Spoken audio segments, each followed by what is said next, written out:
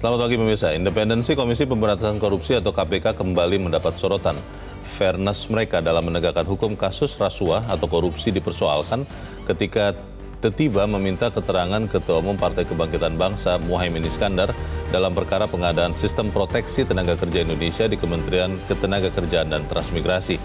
Memanggil pejabat memang hal biasa bagi KPK, namun tidak selamanya KPK dianggap biasa dan wajar dalam menangani perkara korupsi. Kadang ada dugaan serta muncul keraguan bahwa mereka tidak tegak lurus pada hukum. Aroma intervensi, bau kepentingan, dan juga nuansa pesanan politik kadang begitu terasa. Pemirsa, inilah editorial Media Indonesia di hari ini Selasa 12 September 2023 dengan tema Demi Kesetaraan Kontestan Pilpres bersama saya Leonard Samosir. Anda semua para pemirsa bisa juga nanti menyatakan pendapat Anda dengan menelepon nomor telepon 021 583 99100. Dan pemirsa, pagi ini telah hadir bersama saya Ketua Dewan Redaksi Media Group, Elman Saragih. Bang Elman, selamat pagi. Pagi, Bung Leo. Sehat-sehat, Bang? Sehat.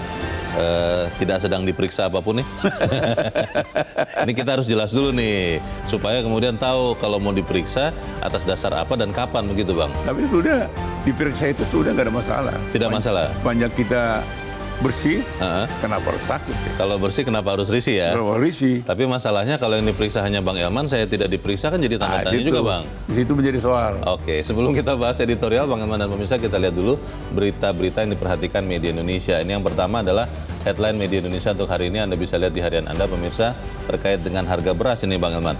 Segera intervensi, stabilkan harga beras. Harga beras memang pelan-pelan mulai naik, tapi kalau kita melihat apakah ini bisa menjadi ancaman yang lebih serius atau seperti apa Bang Elman? Iya, karena soal kelangkaan beras ini kan bukan hanya di Indonesia kan. Yeah. El Nino itu kan menyasar sekian negara negara kan. Bahkan termasuk juga yang selama ini negara pengekspor kan gitu kan. Mengekspor beras ke kita beras. Ya? Nah, kalau negara pengekspor ini menunda atau tidak lagi mengekspor berasnya, menahan stoknya, wah ini kan buat kita yang konsumsi beras ini kan berat kan. Jadi sekecil apapun dari dia, tapi tetap berpengaruh. Apalagi kalau besar kan. Maka itu memang kita harus waspada gitu ya. Menurut saya sih memang sekarang ini segeralah kalau masih ada sempat untuk mengimpor, impor. Lakukan impor, jaga-jaga. Ini kan jangan dianggap, ini disebutkan beras premium kan naik 0,42%. Harganya ya. Harganya. Beras medium naik 0,47%. Kelihatannya kecil, belum besar. Tapi kalau satu saat stoknya nggak ada lagi, wah ini bisa bahaya. Dan Anda tahu, pangan itu bisa menjatuhkan pemerintahan. Sekian lama sejarah Indonesia pemerintahan jatuh gara-gara beras ya Bang? Gara-gara beras. Nah, ini kita tidak menakut-nakuti. Mumpung masih ada kesempatan, menurut saya segeralah bagaimana kita mengintervensi harga beras ini supaya distabilkan. Di dalam berita dikatakan bahwa ada pembicaraan untuk impor beras sudah dijajaki dengan Kamboja, dengan India, dengan Bangladesh, dan juga Tiongkok ya.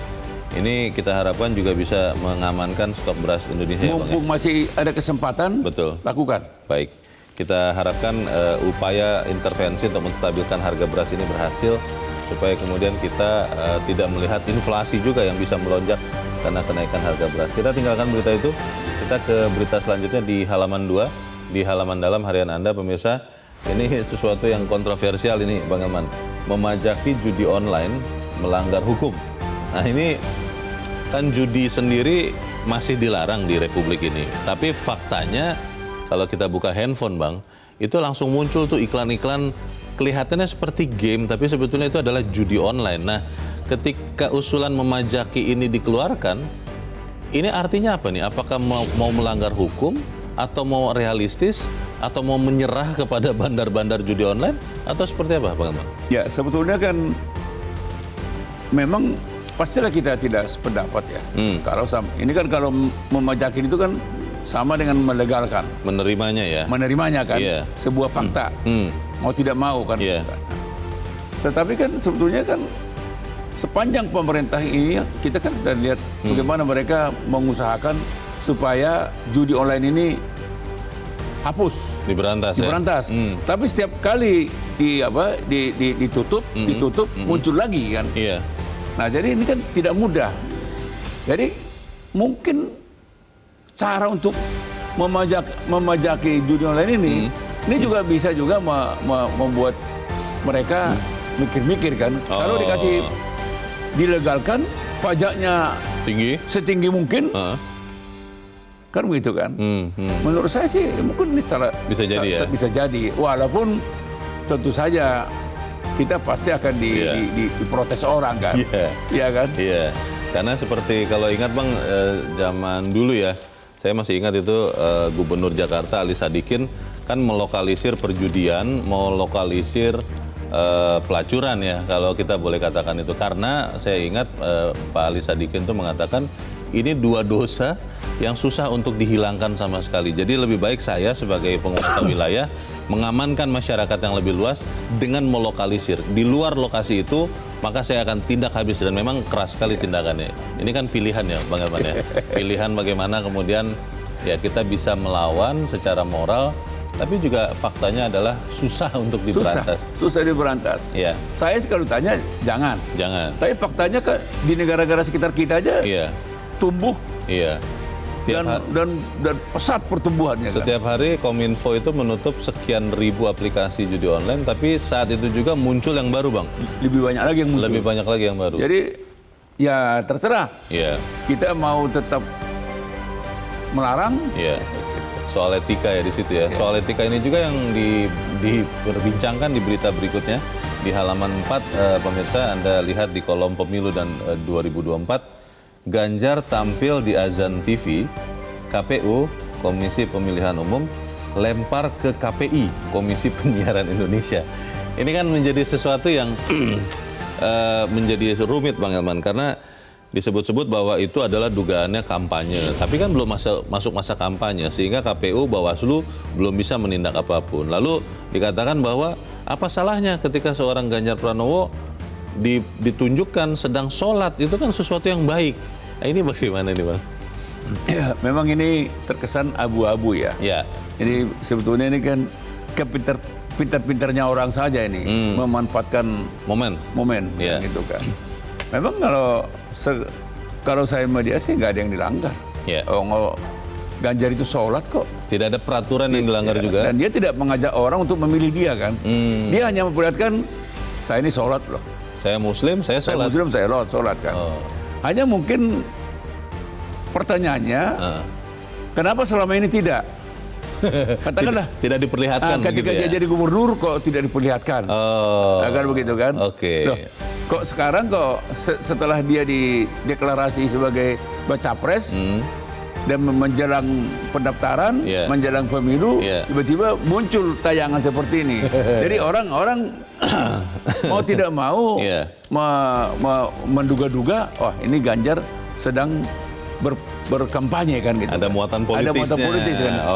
Andai kata misalnya televisi ini juga menampilkan misalnya katakanlah Prabowo lagi sholat atau Anies lagi sholat, jadi fair kan? Pasti orang tidak menimbulkan. Jadi ini sebetulnya saya pun kalau ditanya, paling saya bilang misalnya gini aja, ngono sih ngono, ning ojo ngono gitu kan. Begitu ya begitu. Ya begitu ya begitu Mas Ganjar. Tapi jangan begitu. Jangan begitulah. Jangan gitu kebangetan kan lah ya. Ya ini memang masalah etika soal rasa ya. Dan jangan lupa dia menggunakan frekuensi itu kan milik publik, punya umum. Nah, jadi kita rakyat berkepentingan kalau keberatan. Gitu. Baik, kita ikuti nanti kalau begitu apakah setelah dilemparkan kasus ini oleh KPU, KPI berani mengusutnya atau melemparkannya lagi entah kemana begitu. Ya, mungkin KPI bilang gitu ya, KPU dong. Lalu KPI dong. Sampai nanti akhirnya pemilu selesai. Oke, kita harapkan memang para calon pemimpin bangsa, kalau memang benar pemimpin bangsa, tunjukkanlah teladan yang benar ya. Walaupun tidak diatur dalam peraturan, ada soal etika yang harus dipenuhi. Itu intinya. Itu harapannya. Kita ke editorial pemirsa dan Bang Elman. Pada hari ini diberi judul Demi Kesetaraan Kontestan Pilpres. tadi dikatakan oleh Sugeng Suparwoto, anggota tim 8 di dalam headline news, Bang Elman, bahwa ya ini tidak ada yang salah ini. Kalau memang mau diproses, mau diperiksa, ya periksa saja. Gus Muhaimin akan hadir kok, dan sudah hadir begitu. Nah ini kemudian pertanyaannya, kenapa ada soal kesetaraan untuk kontestasi Pilpres ini, Bang Elman? Ya memang harus ada kesetaraan. Ini kan sebetulnya kan sekiranya Muhaimin itu diperiksa oleh KPK jauh sebelumnya. Bukan saat ini. Artinya ketika dia misalnya bersama-sama dengan koalisinya Pak Prabowo, atau katakanlah sejak 2014 dia bersama-sama dengan, dia kan termasuk salah satu ujung tombak pemenangan Pak Jokowi kan, 2014, 2019. Ini andai kata di celah-celah waktu itu dia diperiksa, barangkali orang malah biasa aja, ya nggak apa-apa, walaupun dia dekat, apa salahnya diperiksa gitu kan? Karena dugaan kasusnya tahun 2012. Nah, tapi ketika dia diperiksa 3 hari setelah deklarasi bersama Anies, baca pres sama baca wapres, situ orang bertanya, ini apa ini? Ada apa ya? Ada apa ini? Kenapa sekarang? Kenapa sekarang? Apakah KPK sudah menjadi alat penguasa kan gitu kan? Alat politik gitu kan? Ini akhirnya yang disasar ya penguasa, ya KPK-nya, ya penegakan hukumnya kan gitu. Dan ini soal sebetulnya. Jadi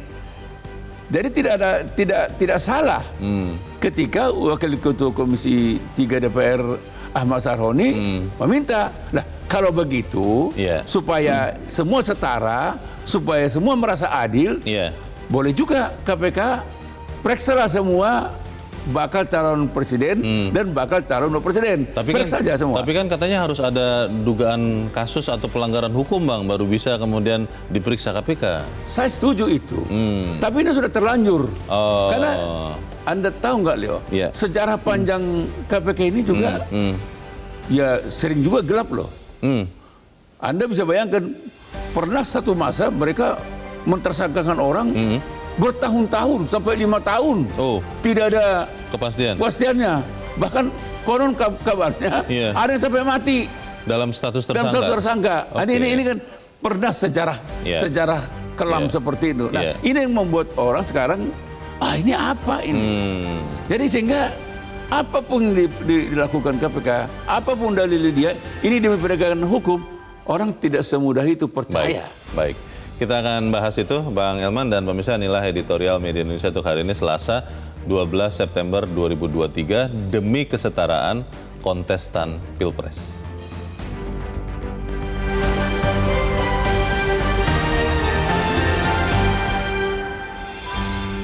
Demi kesetaraan kontestan Pilpres.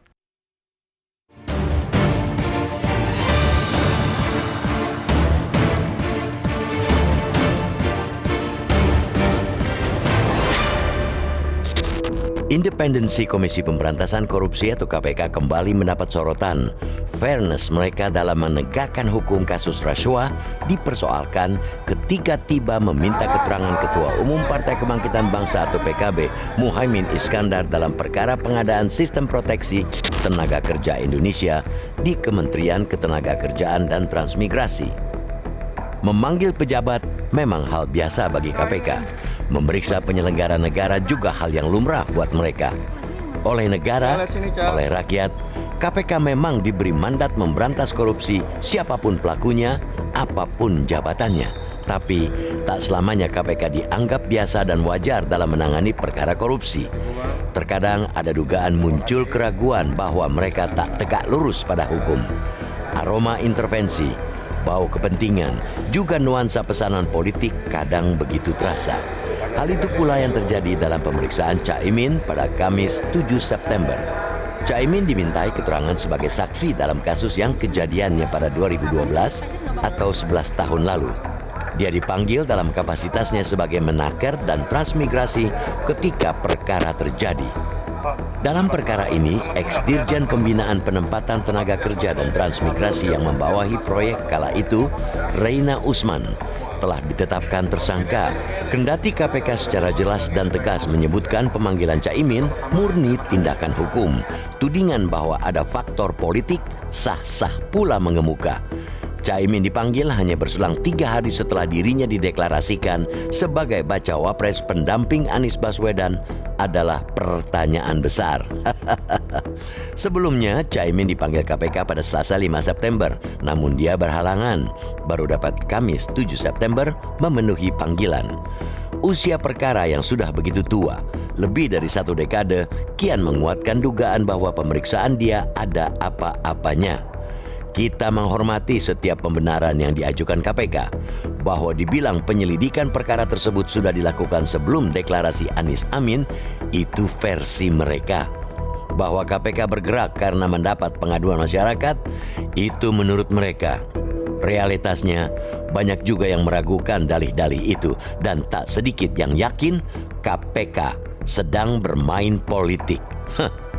Rakyat akan percaya pada hukum hanya jika ada keadilan, kesetaraan, fairness. Pada konteks itulah kita sepakat dengan usulan Wakil Ketua Komisi 3 DPR RI Ahmad Sahroni agar KPK memeriksa semua bakal calon presiden dan wakil presiden. Caimin sudah, ada baiknya Anies, Prabowo Subianto, Ganjar Pranowo, dan bakal calon lainnya nanti diperlakukan serupa. Anies pernah diperiksa dalam perkara Formula E.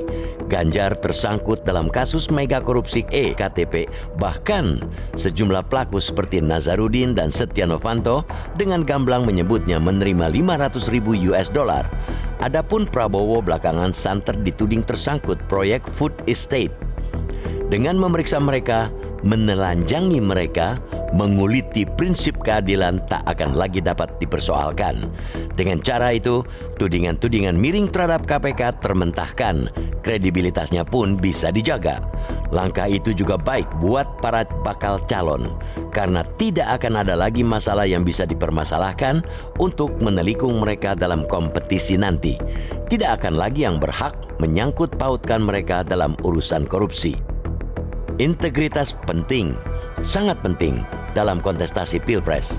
Bukti bahwa mereka bersih dari kasus korupsi sangat menentukan permainan.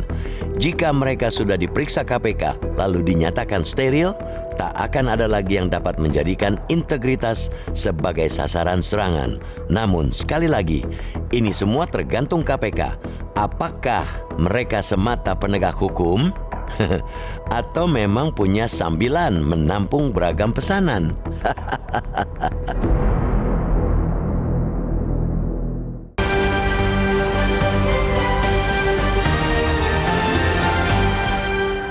Tetaplah bersama kami pemirsa, editorial Media Indonesia akan kembali selepas jeda berikut ini.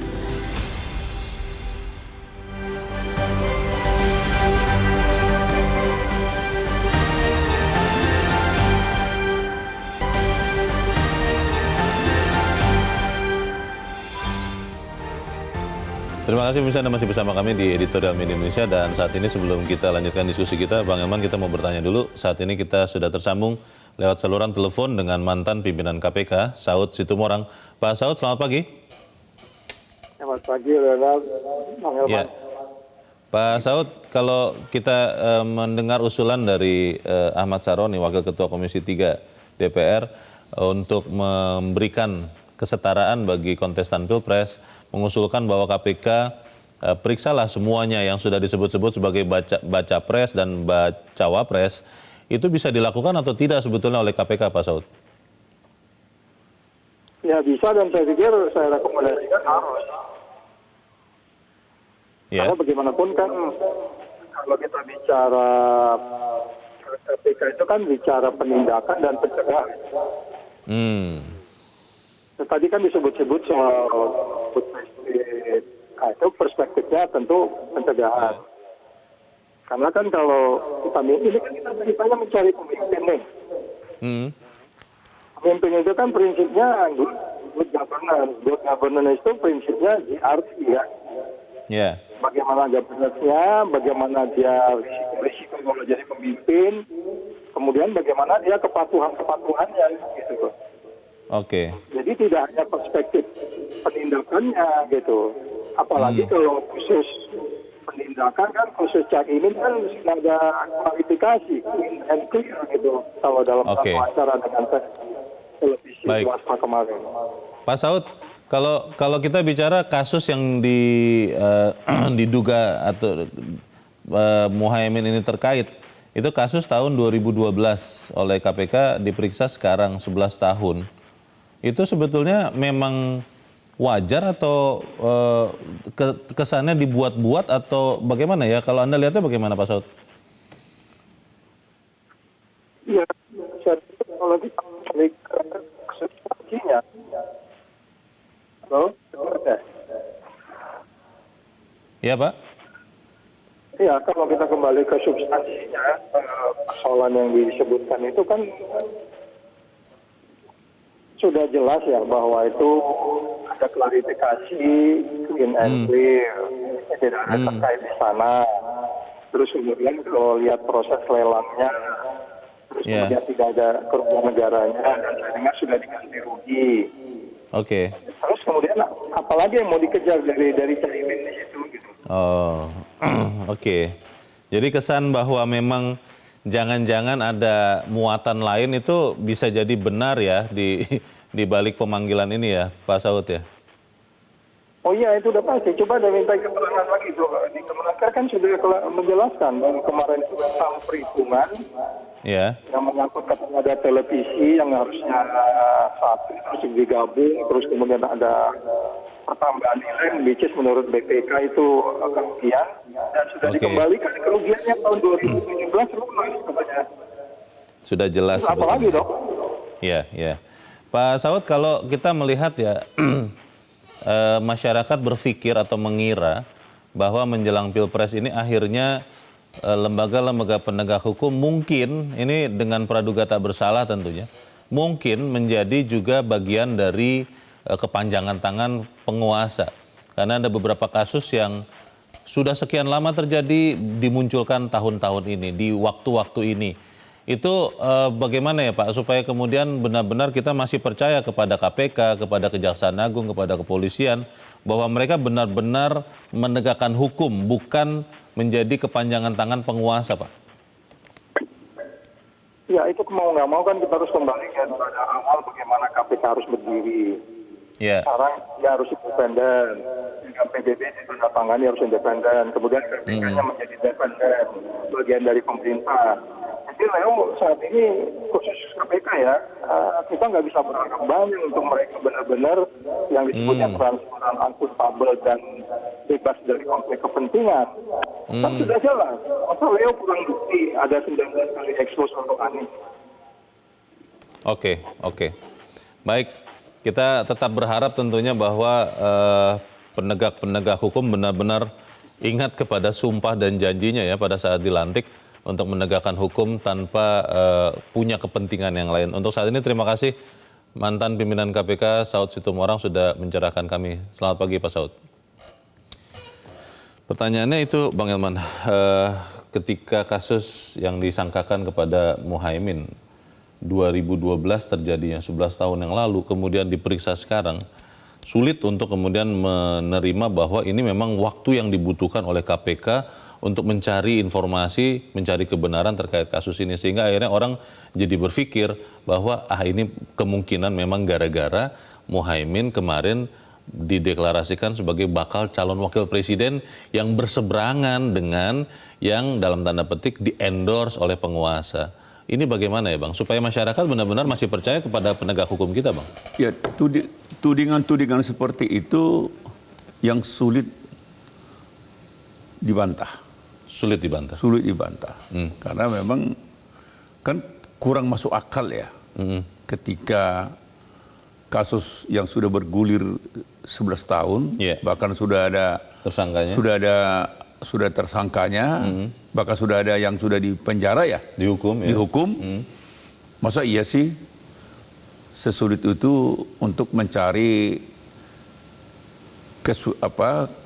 keterkaitannya dengan seorang menteri misalnya kan, gitu kan Muhaimin waktu itu menteri. Nah itu saya katakan sampai artinya KPK akan tidak mudah meyakinkan masyarakat bahwa dalam kasus ini KPK sedang menjalankan penegakan hukum, bukan titipan. Bukan titipan. Itu yang kita katakan. Iya. Jadi karena memang itu kan terlalu waktunya terlalu lama. Terlalu lama kasusnya dan terlalu dekat dengan kasus ketika dia deklarasi. Nah, sehingga memang maka tepat apa yang dikatakan oleh Ahmad Saroni supaya ada kesetaraan, periksa semua. kita periksa setidaknya kita klarifikasi lah. Nah, jadi katakan kalau pemeriksaan itu bisa dikatakan sudah ada unsur dugaan pidananya, tapi kalau misalnya mengklarifikasi kan nggak salah. Jadi mengundang semua bakal calon presiden dan calon presiden, KPK mengundang untuk diklarifikasi. Kenapa? Karena mereka bakal menjadi orang nomor 1 dan orang nomor 2 di negeri ini. Jadi diperlukan keteladanan, diperlukan contoh, dan dia harus clear and clean. Jangan sampai misalnya satu saat presiden terpilih dan hukumnya terpilih berbau ketidakpastian mengenai hukum. Ini kan pernah begini. Gitu. Karena ada bayang-bayang masa lalu. Ada bayang-bayang masa lalu.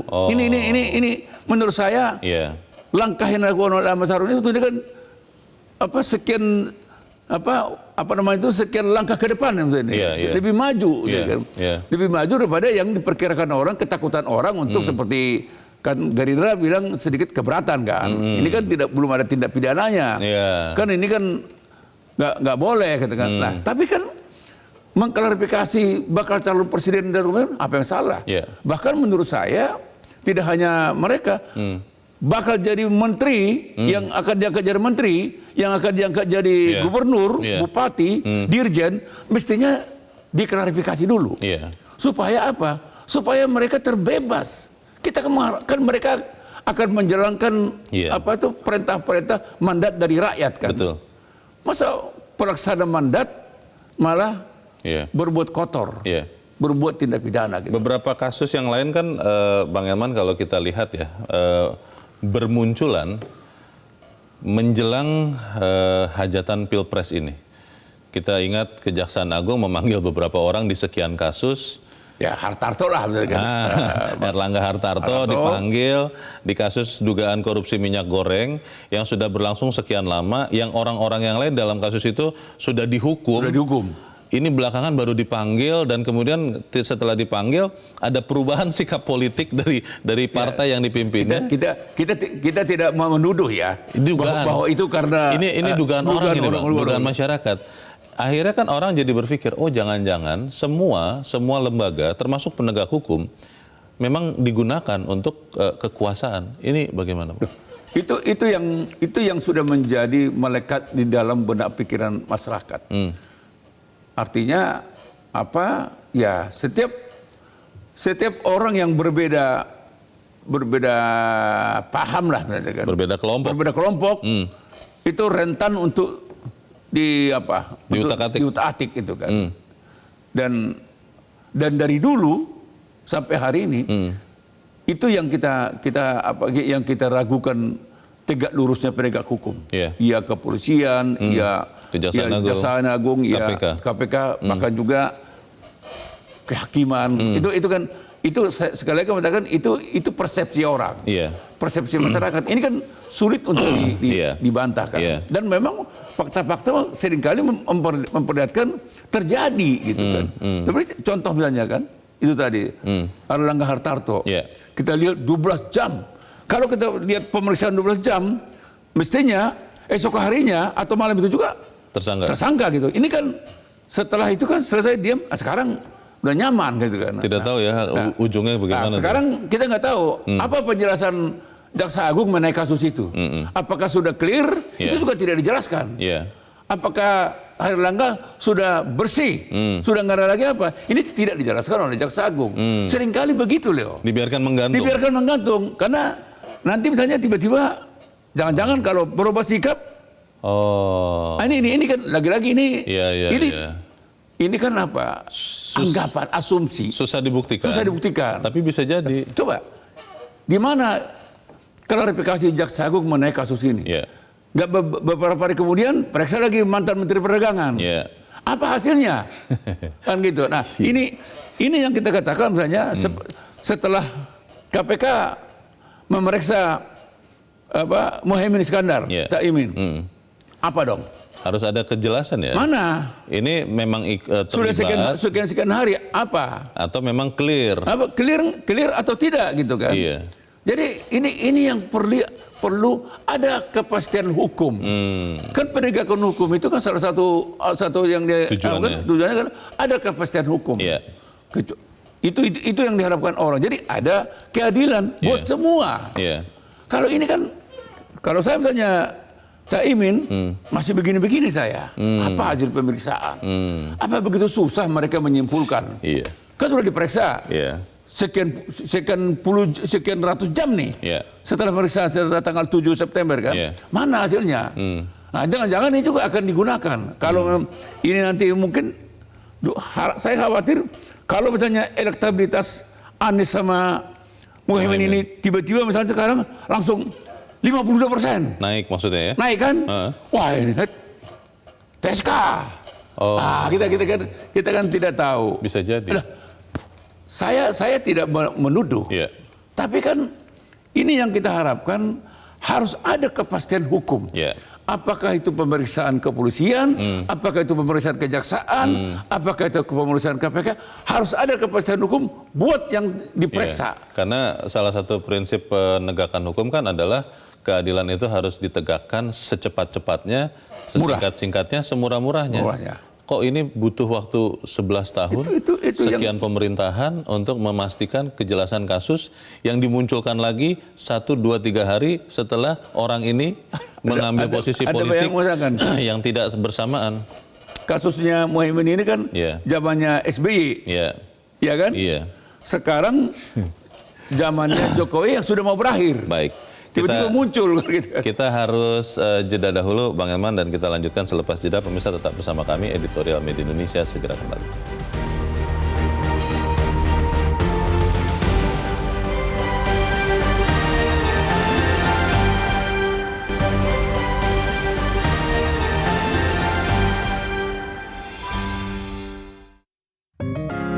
Media Indonesia mengajak Anda untuk mengakses fitur premium e-paper.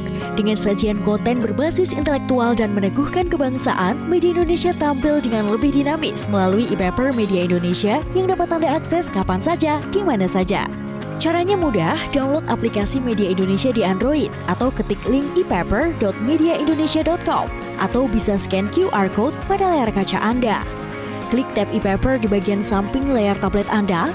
Daftarkan data diri, serta pilih paket berlangganan e-paper Media Indonesia sesuai dengan kebutuhan Anda.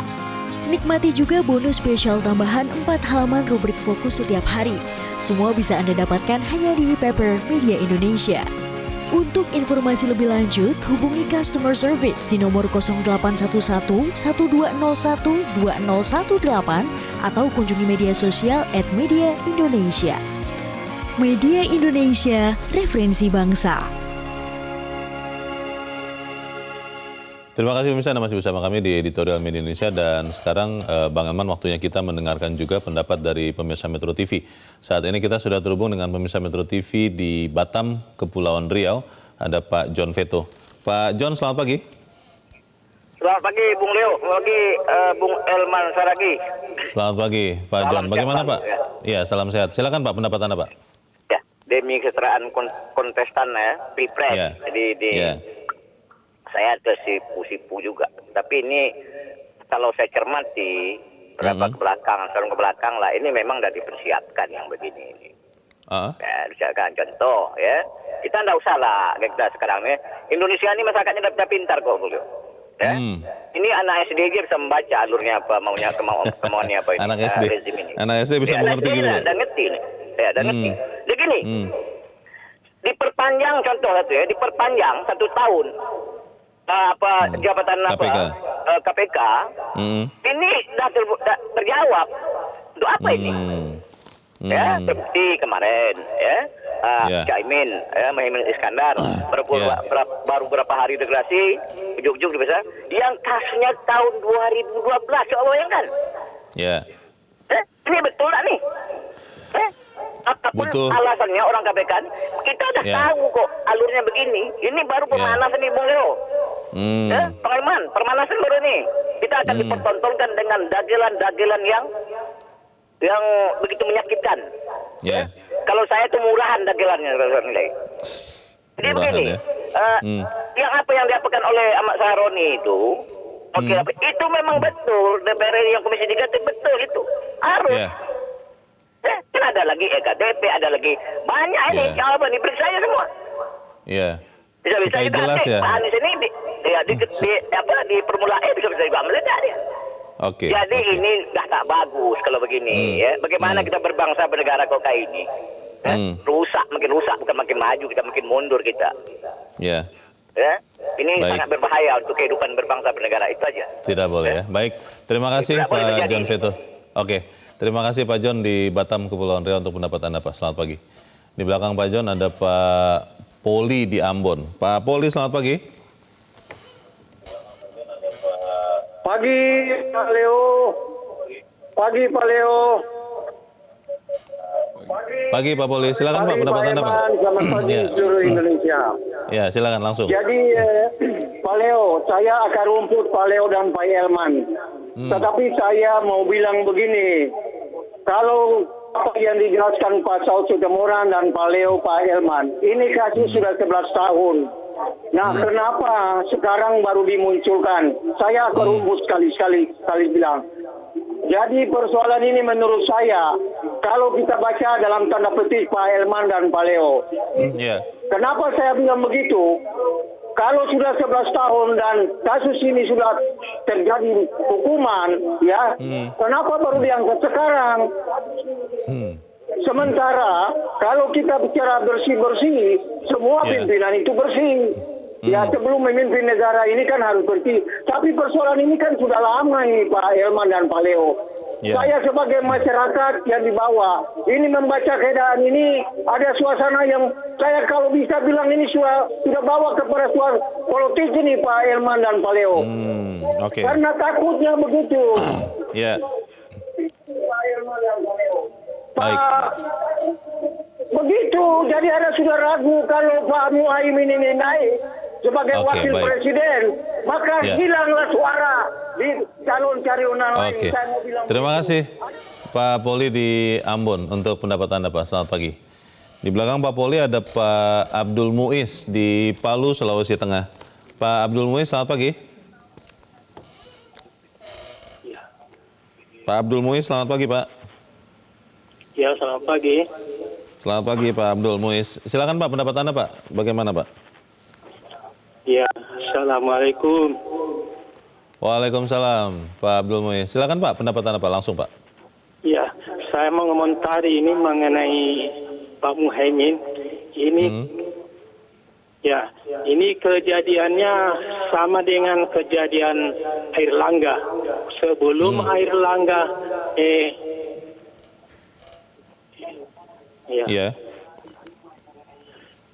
sebelum Airlangga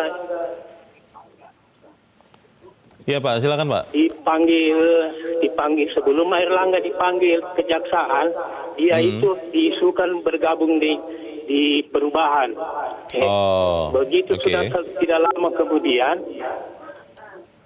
ternyata Airlangga itu bergabung ke Prabowo. Terus sampai sekarang tidak ada dilanjutkan. Kenapa Muhaimin kejadian lagi seperti ini? Ini kentara sekali ini rezim Jokowi dan KPK. Jadi itu saja penyampaian saya. Baik.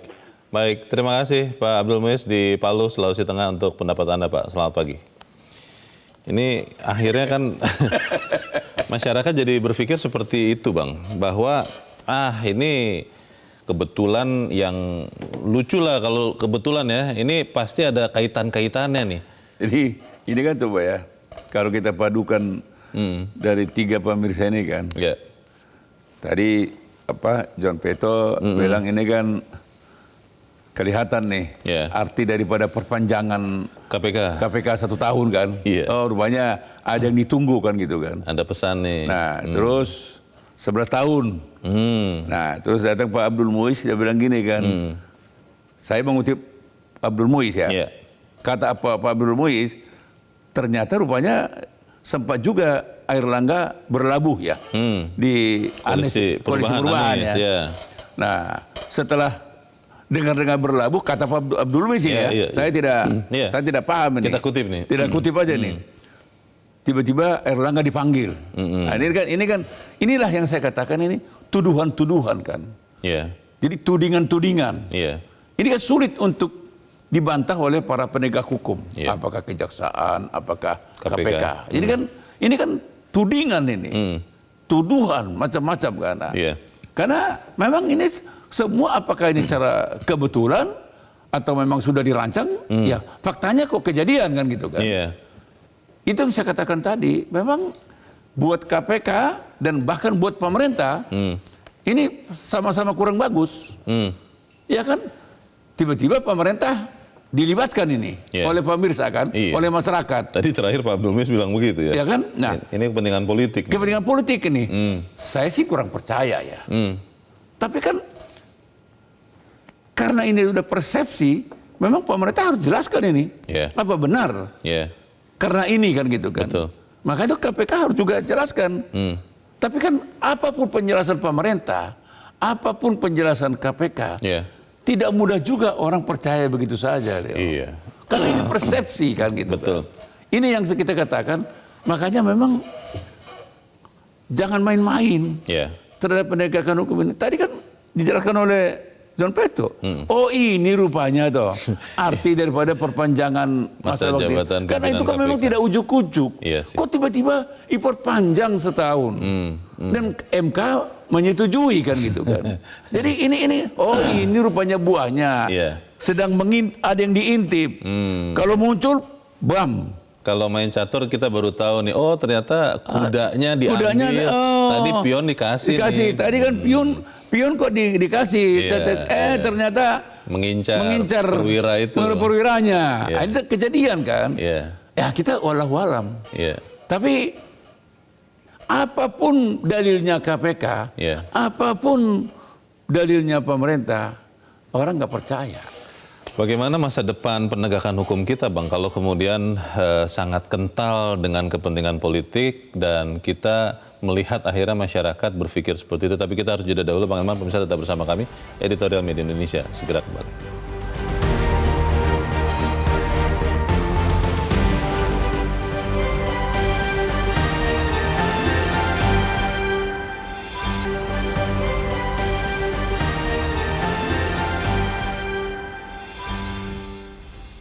Terima kasih Anda masih bersama kami. Misalnya kita di bagian akhir dari diskusi kita pagi ini. Bang Eman, kalau peristiwa demi peristiwa yang kita lihat penegakan hukum sangat kuat dugaan kita ditunggangi kepentingan politik. Yang terakhir adalah pemanggilan Muhaimin oleh KPK. Terus terjadi. Bagaimana dengan masa depan penegakan hukum di Indonesia? Apakah Indonesia masih tetap menjadi negara hukum? Atau jangan-jangan Indonesia sekarang sudah berubah menjadi negara kekuasaan. Hukum pun, penegakan hukum pun dipakai untuk melanggengkan atau memperkuat satu kekuasaan. Suatu hal yang harus dipahami oleh pemerintah ya. Demikian juga para penegak hukum, ya kepolisian, ya kejaksaan, ya KPK, termasuk juga kekuasaan kehakiman. Mereka harus yakinlah bahwa rakyat tidak bodoh. Rakyat tidak bisa dipermainkan. Apapun alasannya, argumentasi apapun mereka dalilkan, masyarakat tetap punya pikiran lain. Jadi sama lah dengan kasus ini kan. Orang kan pada mulanya kan tidak menyangka kan. Bahkan sudah menyangka, sudah menduga, oh ini perpanjangan KPK ini. Waktu diperpanjang, sudah terjadi debat. Diskursus sana ini kan. Dan orang sudah memperkirakan ini sedang ada diintip nih gitu kan. Tapi kan mereka tetap bersikukuh kan, perpanjang setahun. Terjadi itu. Terjadi, ya kan? Begitu diperpanjang, tak masuk Muhaimin kan gitu kan. Nah, saya tidak mau mengatakan ini sebuah kebenaran. Tapi inilah tudingan masyarakat. Berkembang di pikiran masyarakat. Berkembang di pikiran masyarakat. Susah pemerintah maupun penegak hukum KPK apalagi untuk membantah ini. Jadi mungkin kita harus ingatkan pemerintah dan penegak hukum, hati-hati loh. Ini nanti kalau keseringan tidak berubah, rakyat bisa marah. Bisa marah loh. Tidak percaya lagi. Tidak percaya lagi. Nah, bagaimana masa depan penegakan hukum di Indonesia ini kalau masyarakat tidak percaya gitu? Coba Anda bayangkan ya. Bahaya. Kemarin misalnya ada oknum TNI melawan arus di tol layang Cikampek itu ya. Di tol layang itu kan. Ini apa ini? Mulai. Ini kan seorang perwira melakukan cross. Akhirnya terjadi kecelakaan. Yang seharusnya tidak mungkin terjadi, tapi terjadi juga. Ini salah satu daripada ya artinya masyarakat juga. Oh ini begini toh. Ini kan cermin. Oh kalau begitu kita juga bisa dong. Itu dia bahaya bang. Ini kan juga begitu kan. Kalau masyarakat nanti sudah berpikir lagi, oh kita juga membohongi hukum bisa toh. Nah sekali lagi makanya saya katakan kita mau menyimpulkan. Jadi apa yang disarankan oleh Ahmad Sahroni ini, laksanakan aja KPK, periksa. Kan orang juga ada juga tudingan kan, ada food estate, itu juga konon katanya kan. Konon katanya. Ada Formula E, itu juga apa kan gitu. Konon katanya. Ada IKTP, konon katanya. Ada mungkin nanti cawapres lain kita nggak tahu kan. Nah ini harus dikelirkan. Itu saya katakan mungkin jangan diperiksa, tapi klarifikasi. Supaya tuduhan-tuduhan ini tidak berkembang. Tapi setelah klarifikasi juga harus ada kejelasan. Kejelasan dong. Nah, saya kasihan lihat Pak Prabowo kalau dituding terlibat dalam kasus korupsi food estate. Demikian juga Anies Baswedan, Formula E, demikian juga Ganjar IKTP. Kan saya keberatan kalau tudingan-tudingan ini berkembang. Oleh karena itu panggil, periksa, tetapi ingat harus ada kepastian hukum. Jelaskan ini tidak ada. Ini tidak ada. Jangan sampai dibiarkan suatu waktu akan digunakan lagi. Ditimpel lagi dia nanti kan itu. Jangan sampai itu terjadi ya. Kita harapkan setelah ini ada tindak lanjutnya. Bang Elman Saragih, terima kasih sudah hadir di tempat ini. Selamat pagi Bang. Pemirsa, integritas jelas penting dalam kontestasi Pilpres. Bukti bahwa mereka bersih dari kasus korupsi sangat menentukan permainan. Jika mereka sudah diperiksa KPK lalu dinyatakan steril, tidak akan ada lagi yang dapat menjadikan integritas sebagai sasaran serangan. Namun sekali lagi, ini semua tergantung KPK. Apakah mereka semata-mata penegak hukum atau memang jangan-jangan punya sambilan menampung beragam pesanan. Saya Luna Samosir, terima kasih Anda sudah menyimak editorial Media Indonesia untuk pagi ini. Terus jaga kesehatan Anda, terus jaga nurani Anda. Selamat pagi, sampai jumpa.